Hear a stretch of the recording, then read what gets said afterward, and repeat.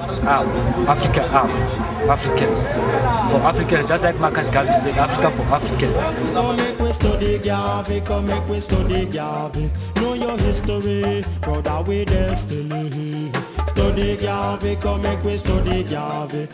One cannot talk meaningfully about the social and political progress of the African race at any period during the past 100 years or so without mentioning Marcus Garvey.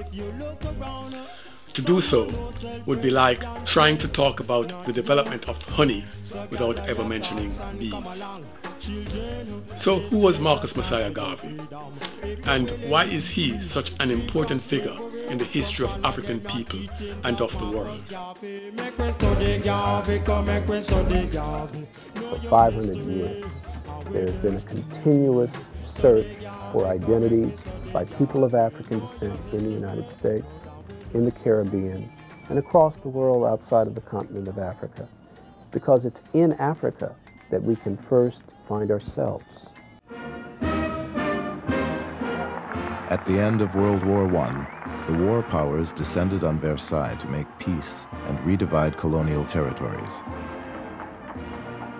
From the seat of his self-styled empire in Harlem, Marcus Garvey argued that it was time to give Africa back to black people.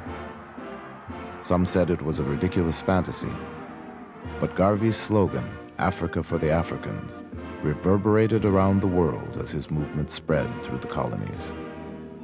In Europe, Garvey began to be seen as a threat. The United States had worked with the British government during World War I, and they continued that after World War I with a focus on Garvey, because the British government was deathly afraid that the Garvey movement was going to spread revolution.